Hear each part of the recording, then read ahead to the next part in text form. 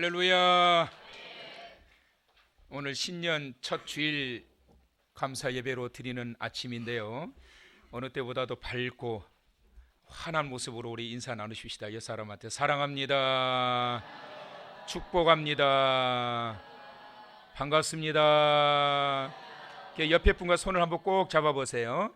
자, 2020년도 우리 표제창을 한번 합시다. 제가 선창할 테니까 여러분 크게 후창하세요. 꿈을 향해 다시 도약하라. 자, 이 사람한테 손 꼭 잡고 꿈을 향해 다시 도약하세요. 시작. 올 한 해 모쪼록 하나님이 주신 꿈, 비전, 그것을 향해서 힘차게 도약하는 이 아침 되시기를 주님의 이름으로 축복하고 축원합니다. 오늘 이 아침의 말씀의 제목은 꿈을 향해 다시 도약하라 라는 제목으로 말씀을 받도록 하겠습니다. 하나님은 우리에게 말씀을 통하여 비전을 항상 제시해 주십니다. 그 비전, 하나님이 제시하신, 하나님의 자녀들에게 항상 말씀을 통하여 제시하신 그 비전, 그것은 하나님께서 반드시 이루실 말씀입니다. 믿으시면. 그래서 하나님이 제시하신 이 비전은 반드시 실현하실 내용이고 실현해 오셨습니다. 하나님은 허풍을 말씀하지 않으십니다. 제시하신 비전대로 항상 이루셨고 올 한 해도 이루어 가실 줄 믿습니다. 오늘 이 본문의 말씀을 보면 하나님께서 이스라엘 백성들에게 비전을 제시하세요. 시편 이사야서 43편 43장 19절의 말씀을 보니까 보라, 내가 새 일을 행하리니 이제 나타낼 것이라. 너희가 그것을 알지 못하겠느냐? 정령이 내가 광야의 길과 사망의 강을 내리라 말씀하십니다. 왜 이런 말씀을 주시는 걸까요? 그것은 꿈을 가지고 나가라는 거예요. 내가 이렇게 할 테니까 너희는 이 말씀을, 내가 너희에게 제시하는 이 비전을 가지고 이 말씀 붙들고 꿈을 가지고 나가라 말씀하시는 겁니다. 꿈은 아직 보이지 않는 미래입니다. 그러나 보이지 않지만 아직 나에게 다가오지는 않았지만 이 다가오게 될 미래의 일, 그 꿈을 바라보고 현실을 살아가는 자와 그 꿈이 없이 살아가고 있는 사람의 삶의 모습, 그 현실은 다릅니다. 현실의 문제를 극복하게 하는 그 힘은 바로 뭐냐? 장차 다가올 미래의 일들, 그 꿈을 가지고 살아가는 자입니다. 그렇다면 어떻게 꿈을 향해 도약할 것인가? 하나님은 말씀하십니다. 하나님께서 행하실 그 새 일을 기대하며 나가라 말씀하십니다. 18절에서 19절 상반절의 말씀을 보니까 이 말씀하십니다. 너희는 이전 일을 기억하지 말며 옛날 일을 생각하지 말라. 보라, 내가 새 일을 행하리니 이제 나타낼 것이라 말씀하십니다. 하나님은 우리로 하여금 큰 기대감을 갖게 하셨어요. 뭐라고 말씀하셨다고요? 보라, 내가 새 일을 행하리니 이제 나타낼 것이라. 이것을 좀 뒤집어서 생각을 해보세요. 내가 너를 위하여 새 일을 행할 테니까 두고 봐라. 시작. 두고 봐라. 옆 사람한테 시작. 두고 보세요. 뭐가 나타난다고요? 새 일이 나타난다고요. 누가 하신다고요? 하나님이 하신다고요. 누구를 위해서요? 당신을 위해서. 옆 사람한테, 뭐 나예요? 옆 사람한테 당신을 위해서. 시작. 당신을 위해서. 하나님께서 이 비전을 제시하시는데 두고 봐라, 내가 너를 위하여 새 일을 행할 것인데 이제 곧 나타날 것이다. 그동안 열심히 기다렸고 그동안 오랫동안 기다려왔는데 이제 나타낼 것이다. 올해 나타낼 것이다. 이 말씀을 하고 계십니다. 그런데 여러분, 이제 곧 나타낼 새 일, 하나님의 행하실 새 일을 위해서 우리가 해야 할 것이 있다라는 거예요. 그게 뭐냐? 이전 일과 옛날 일을 기억하라, 기억하지 말라. 기억하지 말라라는 거예요. 그러면 이 기억은 좋은 기억일까요? 나쁜 기억일까요? 나쁜 기억이란 말이에요. 이전에 너희가 가지고 있었던 나쁜 기억들을 다 잊어버리고 기억하지 말아라. 이전의 일이란 무엇일까요? 지금 유다 백성들은 매우 깊은 절망과 좌절 가운데 빠져 있습니다. 모든 것을 다 잃어버렸습니다. 바벨론의 침공으로 인하여 수십 년 전 나라를 잃어버렸고 고향을 잃어버렸고 재산을 다 잃어버렸습니다. 언제 나라가 회복될지 막연하기도만 하고 앞날을 생각하면 한숨만 나옵니다. 이렇게 수십 년 동안을 살아왔습니다. 이게 과거의 일이고 이전의 일이고 옛날의 일이에요. 그런데 하나님 말씀하십니다. 이거 기억하지 말아라. 너희는 이전 일을 기억하지 말며 옛날 일을 기억하지 말라. 보라, 내가 새 일을 행하리니 이제 나타낼 것이라 말씀하십니다. 하나님께서 이 백성들을 위하여 무언가를 큰 일을 계획하고 계심을 볼 수가 있습니다. 하나님은 올 한 해도 저와 여러분을 위하여, 우리 한길교회를 위하여 큰 일을 계획하시고 나타내 보여주실 줄을 믿습니다. 그래서 이 말씀을 주시면서 하신 말씀이 있어요. 16절에 보니까 하나님께서 이런 말씀 주세요. 나 여호와가 이같이 말하노라. 바다 가운데에 몰래요 길을 내고 큰 물 가운데 몰래요 지름길을 내고. 17절에 또 말씀하십니다. 17절, 병거와 말과 군대의 용사를 이끌어내어 그들이 일시에 엎드러져 일어나지 못하게 소멸하기를 꺼져가는 등불 같게 하였느니라. 자, 이렇게 말씀하시고 난 이후에 이어서 이 말씀을 하십니다. 너희는 이전 일을 기억하지 말며 옛날 일을 생각하지 말라. 보라, 내가 새 일을 행하리니 이제 나타낼 것이라. 그렇다면 새 일이란 뭘까요? 하나님, 새 일, 도대체 새 일, 어떤 새 일을 일으키시겠다라는 것입니까? 바벨론에 포로된 자리에서 이 백성들을 다시 고향 땅으로 돌아오게 하실 거라는 거예요.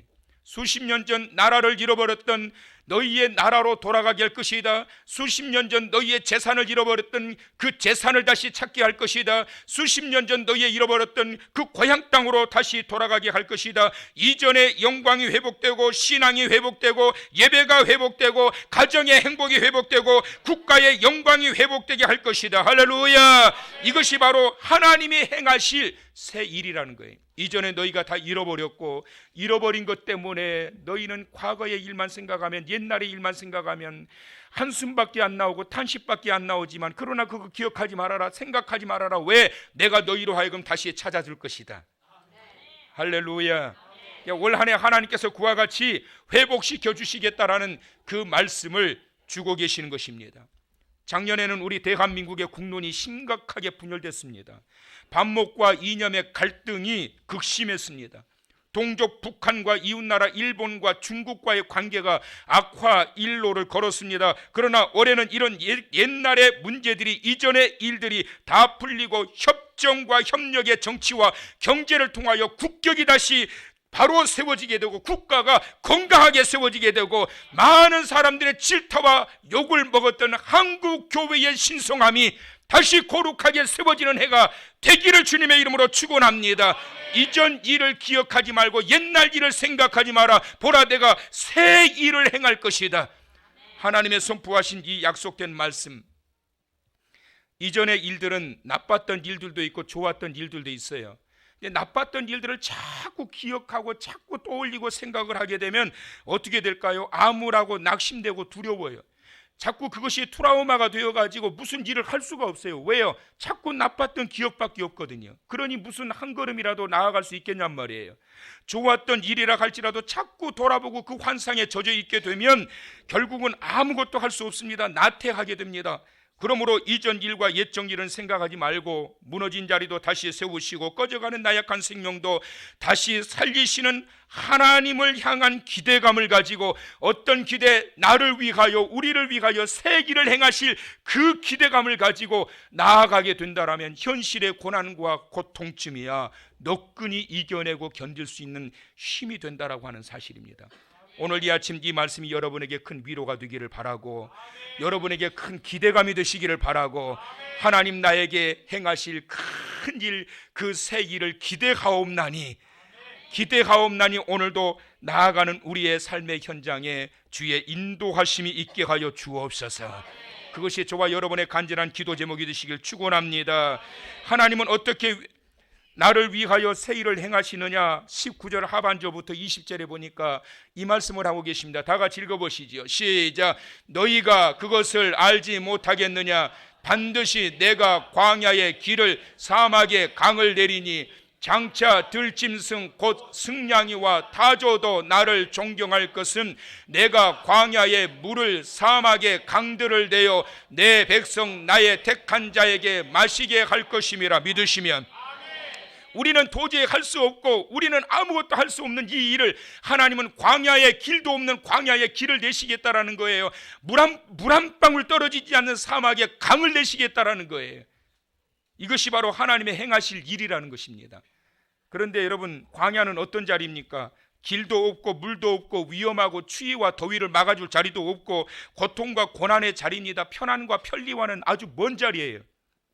그런데 하나님은 그런 곳에 길을 내시고 강을 내어서 물을 만드시겠다. 무슨 말씀일까요? 우리는 할 수 없지만 우주 만물을 창조하신 하나님이 창조적인 능력으로 없던 것도 있게 하시고 잃었던 것은 다시 찾게 하셔서 만들어 주시는데, 누구를 위해서? 제일 하단의 빨간 줄 보시면 내 백성 나의 택한 자에게 마시게 할 것임이라. 하나님의 자녀를 위해서 하나님께서 행하신다라는 거예요. 하나님께서는 우리 한길교회를 이미 다 준비해 놓으시고 저와 여러분을 부르신 걸 믿으시기 바랍니다. 하나님은 불러놓고서 대책 없이 불러놓고서 허둥지둥 되시는 하나님이 아니라 모든 것을 다 준비해 놓으시고 그리고 불러주시고 부르신 자들에게 채우시는 분이심을 믿으시기 바랍니다. 하나님의 은혜와 축복 가운데 우리가 또 올 한 해 꿈을 향해 도약하기를 원하는데 어떻게 도약을 해야 될까? 한 가지 또 오늘 본문에서 말씀하십니다. 예배의 회복이 일어나야 된다. 22절에서 23절 상반절의 말씀 보니까 그러나 야곱아 너는 나를 부르지 아니하였고 이스라엘아 너는 나를 괴롭게 여겼으며 내 번제의 양을 내게로 가져오지 아니하였고 내 제물로 나를 공경하지 아니하였느니라. 무슨 말씀일까요? 하나님 앞에 드리는 제사에 대한 하나님의 따끔한 질책인 거예요. 어떤 문제가 있었다라는 거예요? 이전에 드렸던 그들의 제사가 하나님께 기쁨이 되었다라는 거예요? 못마땅했다라는 거예요?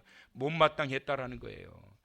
여러분, 우리는 지난 한 해 동안에도 수많은 예배를 드렸습니다.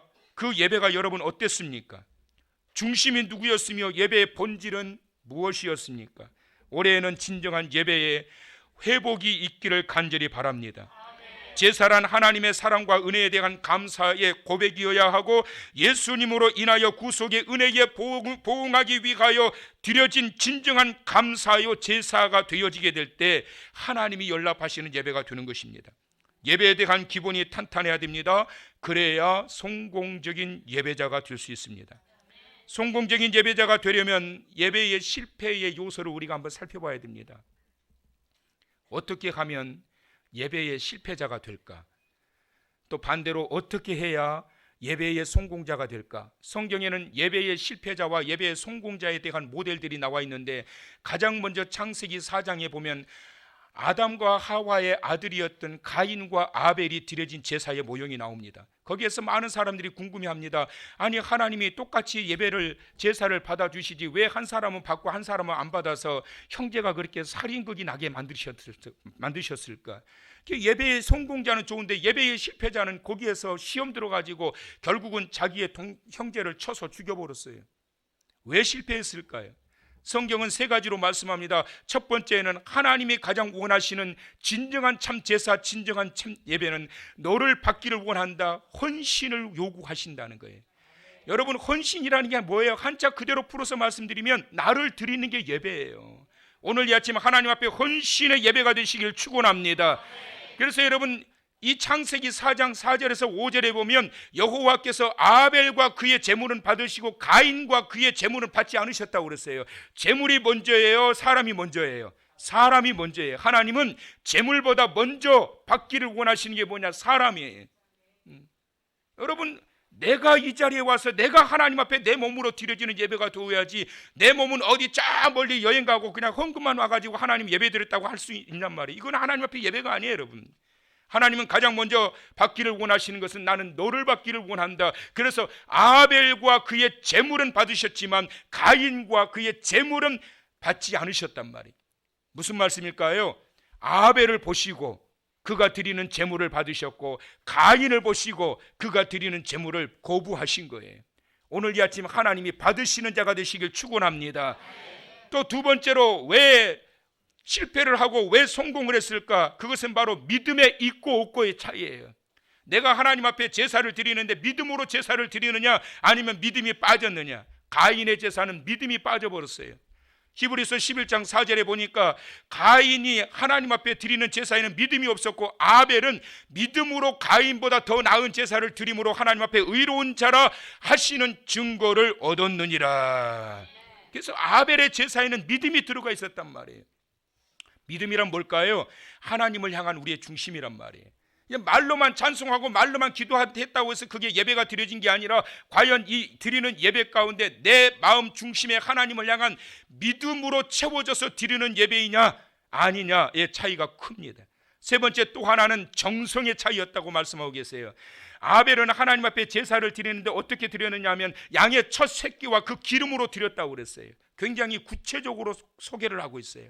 아벨이 어떻게 하나님 앞에 제단을 쌓았는지가 구체적으로 소개되어 양의 첫 새끼와 그 기름으로 드렸다. 그런데 가인은 그렇게 드리지 않았습니다. 간단합니다. 짧습니다. 그냥 땅의 소산으로 제물 삼아 드렸다. 이게 끝이에요. 무엇을 말씀하고 있는 거냐? 하나님 앞에 쌓는 그 제단 위에 정성이 들어갔다라는 거예요. 또 한 가지 본다면 요한일서 3장 12절의 말씀 보게 되면 가인은 천성부터가 악한 자였다. 아무리 말씀을 듣고 아무리 예배를 드리고 아무리 근식을 하고 기도를 해도 천성이 변화되지 않는 거예요. 악한 본성이. 그래서 천성이 본성이 악했던 이 가인이 드리는 예배와 모든 것은 하나님께서 거부하셨다. 무엇을 말씀하고 있을까요? 하나님은 예배를 통하여 우리가 변화되기를 원하고, 예배를 통하여 우리의 중심이 하나님을 향하기를 원하고, 예배를 통하여 우리의 믿음이 하나님을 향하기를 원하신다. 이것이 바로 성공적 예배와 실패의 예배의 갈림길이 되게 하는 것입니다. 올 한 해 저와 여러분이 우리 한길교회가 꿈을 향해 다시 도약하기를 원하는데, 그러기 위해서는 시간마다 성공적인 예배자가 되시길 축원합니다. 드리는 예배마다 하나님께서 향기롭게 연락하시는 예배가 되어져서 그를 통하여 하나님께서 주실 축복에 대한 기대감을 가지고, 보라 내가 너를 위하여 새 일을 행할 것이다. 하나님이 아예 그냥 장담을 하셨어요. 보라, 그 말씀은 두고 봐라. 내가 너에게 어떻게 할지 두고 봐라. 그런데 조건이 있다. 시간마다 너의 제사가 껍데기 제사가 아니라 온전히 하나님 앞에 향기로운 예배의 회복을 통하여 드려지기를 원한다. 그럴 때 봐라, 두고 봐라. 내가 너를 위하여 새 일을 행하리라. 꿈을 향하여 도약하기 위해서는 우리 또한 그와 같이 하나님께서 주신 비전을 부여잡고 나가는 자가 되어야 됩니다. 오늘날 성령학자들에게 우리 시대의 가장 위대한 성령의 사람이 누구냐 물으면 이구동성으로 말하는 사람이 있습니다. 마틴 루터 킹입니다. 그는 흑인이었지만 목사의 집안에서 자랐습니다. 유복한 가정에서 자라게 되었습니다. 그는 또한 그 어려운 보스턴 대학에서 엘리트 코스를 거치면서 신학 박사학위까지 받았습니다. 그런데 그가 어떻게 이렇게 존경받는 위대한 성령의 사람이 되었느냐? 그것은 박사를 받았고 좋은 대학을 나와서가 아니라, 그는 어느 날 갑자기 성령께서 강하게 임재하심으로 그의 전신을 뜨겁게 달구기 시작하면서 그는 완전히 사람이 변화되기 시작합니다. 그 이후로부터 그는 뜨거운 성령의 사람이 되었습니다. 그가 했던 명설교 가운데 이 내용은 우리는 다 알고 있습니다. I have a dream. 나에게 꿈이 있습니다. 이것이 수많은 절망과 낙심 가운데 있는 이 흑인들에게 얼마나 뜨거운 야망과 꿈을 부어주는지 몰라요. 나에게 꿈이 있습니다. 여러분도 꿈을 가지십시오. 희망을 가지십시오. 이것은 마틴 루터 킹 목사님을 통하여 그 절망 가운데 있는 그 흑인들에게 엄청난 하나님의 비전의 말씀을 선포하게 했습니다. 그 이후로 직전에 흑인 대통령까지 탄생되게 되었습니다. 사랑하는 한길교회 성도 여러분, 올해 어떤 꿈을 가지고 시작하시겠습니까? 얼마 전에 어느 집사님에게 제가, 집사님 올해 소망이 뭐예요? 올해 소원이 뭐예요? 그랬더니 주저없이 이런 거예요 올해. 그러고 말씀하시더라고요. 남편으로 조금 서운할 뻔했어요. 왜냐하면 그러면 이제 어떻게 해야 될까요? 그렇지요. 목사님 소원은 뭐세요? 그러고 물어봤으면 좋았을 텐데 안 물어보더라고. 안 물어보는데 그냥 내가 나는요 이러고 이야기가 좀 그래가지고 결국은 말도 안 했는데, 저는 이 소원이, 올해 소원이 이건데요, 목사님 소원은 뭐예요? 저 있거든요. 올해 우리 교회는 이곳에 세워진 지 10주년을 맞이했습니다. 그래서 올해 우리 교회는 2020 비전을 제시했습니다.